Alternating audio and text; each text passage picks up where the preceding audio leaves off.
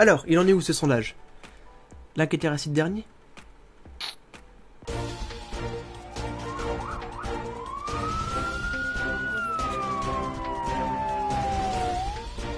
Cette semaine, nous avons retrouvé le corps calciné de deux youtubeurs très connus.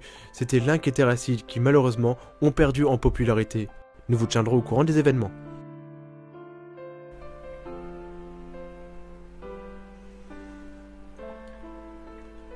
Mes abonnés n'aiment pas Link et Terracid. Salutations à tous et bienvenue pour cette nouvelle analyse du mercredi.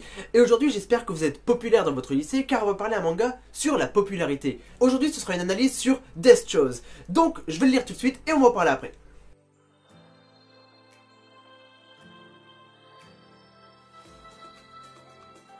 Voilà, je viens juste de finir de le lire et mon avis est assez mitigé. Et pour vous expliquer pourquoi, on va d'abord parler des dessins. Alors les dessins c'est de Tatsuhiko et la moindre des choses que je peux vous dire c'est que je suis pas fan. Tout d'abord, il y a des très gros problèmes de régularité. Les traits ne sont pas droits, ne sont pas lisses. Pour prendre un comparatif, dans Battle Royale Angels Brothers, l'œuvre est pas très bien dessinée, mais les traits sont incroyablement réguliers et sont bien lisses. Là, dans Death Chose, il y a réellement beaucoup de lacunes dans les traits. Ce qui m'embête beaucoup aussi, c'est les expressions. Le personnage principal n'a que 3 expressions. Et encore, 90% du temps, c'est la même expression, le même visage. Le chara-design est bon, hein, mais le personnage n'a pas de charisme. Et ça, c'est un très gros défaut dans l'œuvre, déjà, de base.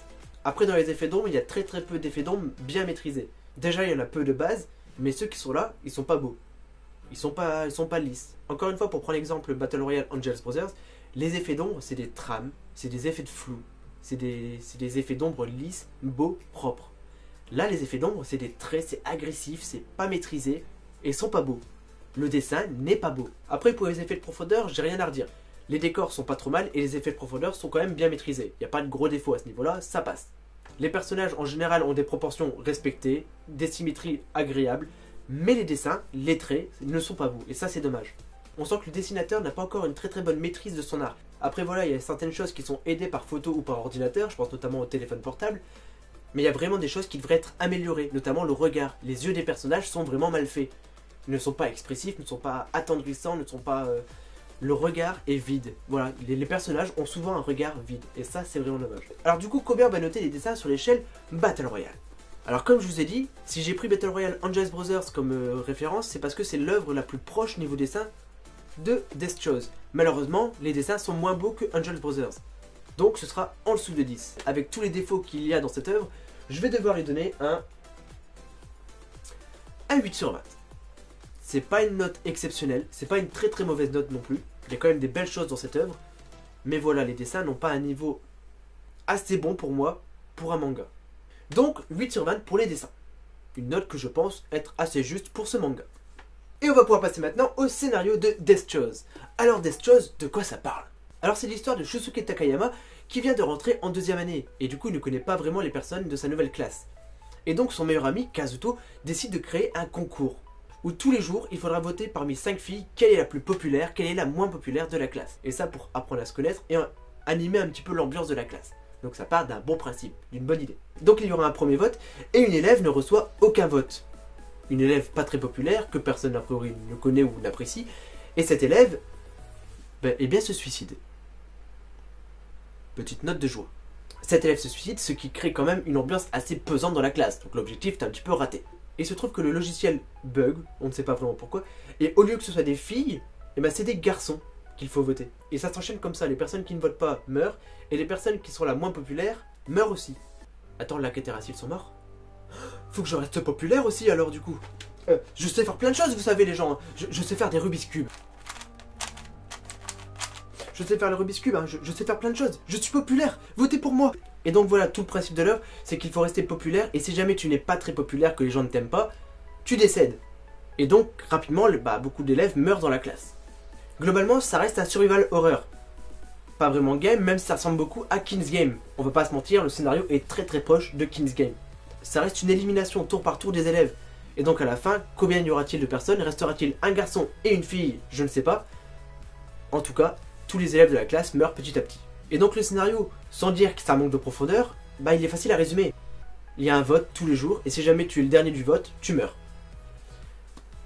Globalement, c'est ça. Après c'est une petite série, c'est une série en 3 tomes. Et d'ailleurs avec un scénario comme ça tu peux pas faire une longue série. Une série avec autant d'éliminations aussi rapidement, tu pouvais pas faire une grande série. Mais globalement le scénario reste vraiment pas mal. Et il y a une bonne thématique sur la popularité, sur envie d'être le meilleur, d'être le plus populaire de la classe. Ça c'est pas mal. Et donc oui ça touche beaucoup le lycéen parce que être populaire ou ne pas être populaire, ça concerne un peu tout le monde au lycée. Est-ce que t'as des amis, est-ce que t'as pas d'amis? Ça va dépendre de ta survie. Ta survie. Je vais peut-être mourir si j'ai pas de vote. Votez pour moi. Je sais faire de la guitare, regardez.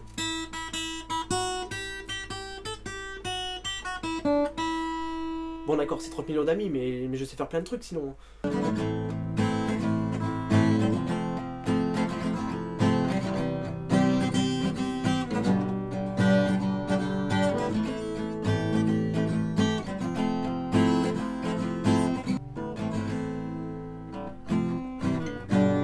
Et donc voilà, Death Chose, un scénario complètement inspiré de King's Game, on va pas se mentir, mais qui reste très intéressant et avec des retournements de situation vraiment bien travaillés. Et donc combien on va lui donner sur l'échelle des scénarios? On va lui donner un 13 sur 20. Et donc voilà, Death Chose, un scénario avec pas beaucoup de profondeur, mais les réactions des personnages et les thématiques abordées sont vraiment intéressantes dans ce manga. Donc 13 sur 20 pour le scénario. Donc on avait donné 8 pour les dessins et 13 pour le scénario, ce qui fait une moyenne de 10,5. C'est la moyenne d'un manga, c'est plutôt pas mal, voilà. Et voilà tout le monde, c'est la fin de cette analyse du mercredi avec Death Chose. J'espère qu'elle vous aura plu et je vais aller voir les statistiques, les sondages là, où est-ce que j'en suis. En tout cas, portez-vous bien et on se retrouve très bientôt pour une prochaine vidéo. Salut! Alors, j'en suis où maintenant? Je suis dernier.